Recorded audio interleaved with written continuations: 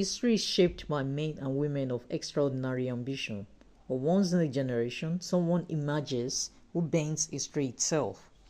A child born on a rugged highland, a young soldier dismissed as an outsider, a general who rose faster than any before him, a ruler who crowned himself emperor and threatened the greatest powers in Europe. This is not the story of a man, it's the story of a legend. This is Napoleon Bonaparte.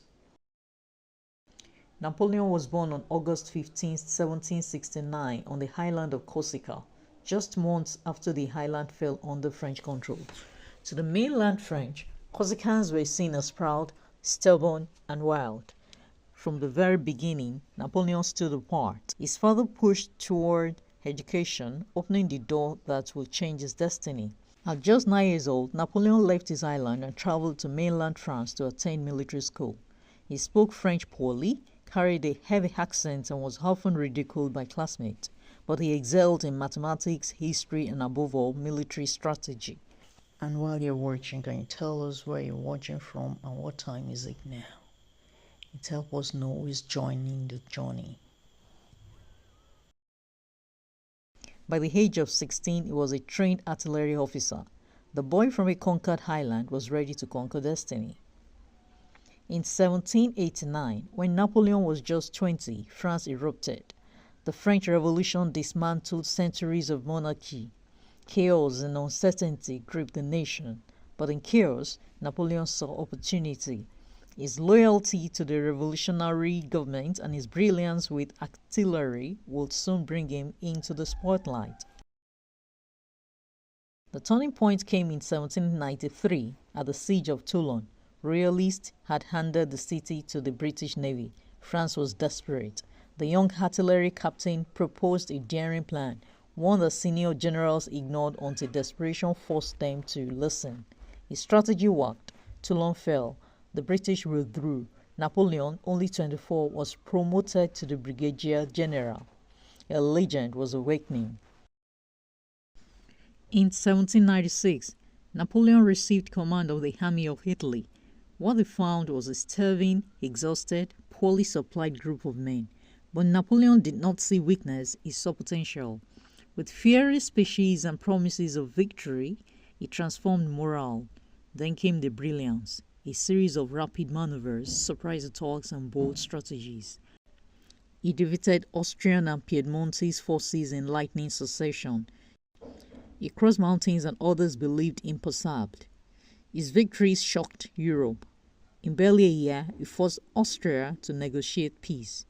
The Italian campaign made Napoleon a household name in France and feared across the continent.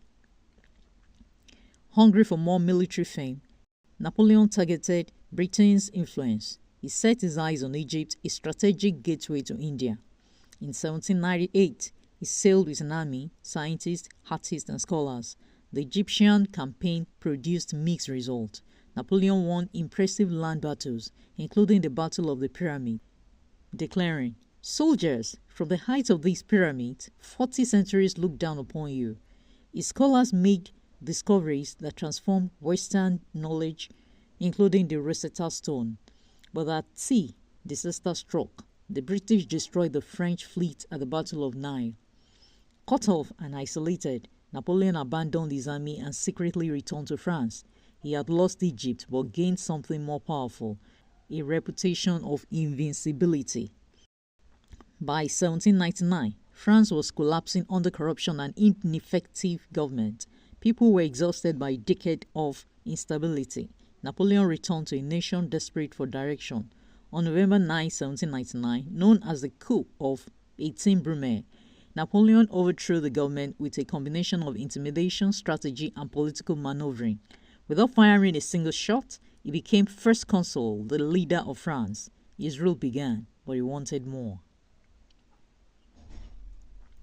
Before he became emperor, Napoleon transformed France from the inside. He rebuilt roads, modernized the economy, and reorganized administration. He established the Bank of France, reformed taxation, and strengthened education. His most enduring creation was the Napoleonic Code, a legal system emphasizing equality before the law and property rights. Today, its influence spans continents. It restored stability without abandoning the revolution's principles. France, after years of chaos, had direction under one strong hand. In 1804, the Senate declared Napoleon Emperor of the French. At his coronation, he took the crown from the Pope's hands and placed it on his own head. It was more than symbolism, it was a statement. Napoleon's power came from himself and from the people, not from the church. Europe trembled. From 1805 to 1809, Napoleon achieved victories that cemented him as one of the history's greatest military minds. At Austerlitz, he defeated both the Russian and Austrian empires in a single day, an achievement still taught in military academies. Prussia fell after the battles of Jena and Austerlitz.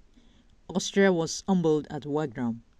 By 1810, Napoleon controlled most of Europe, either directly or through allied states. But glory breeds resentment and ambition leads to miscalculation. In 1812, Napoleon launched his most ambitious campaign, the invasion of Russia. He marched with over 600,000 soldiers, the largest army Europe had ever seen. But the Russians refused direct confrontation. They burned their homelands, denying Napoleon food and shelter. The harsh winter struck, thousands froze at night, disease, starvation, and exhaustion ravaged the Grand Army. The retreat from Moscow became a nightmare. By the end, only a fraction survived. The myth of Napoleon's invincibility shattered. After a series of defeats, Napoleon abdicated in 1814. He was exiled to the tiny island of Elba. But the story did not end there. In 1815, he escaped, returned to France, and in one of the most dramatic moments in history, marched toward Paris. Soldiers sent to arrest him instead joined him. Without the shot fired, Napoleon reclaimed power in what became known as the 100 Days. But Europe united against him once again. At Waterloo, his final gamble failed. Napoleon was exiled a second time, this time to St. Helena, a remote island in the South Atlantic. There, far from power, he wrote, reflected, and shaped his legacy. On May 5, 1821, at age 51, Napoleon Bonaparte died. Napoleon was a conqueror, a reformer, a visionary, and a contradiction. He brought war, but also brought stability. He sought power, but codified laws that empowered millions. He redrew borders, yet built institutions that continue to shape the modern world. Love him or hate him, Napoleon Bonaparte changed history in ways few ever have. He rose from obscurity, he built an empire, he fell in glory, and his legend still marches on.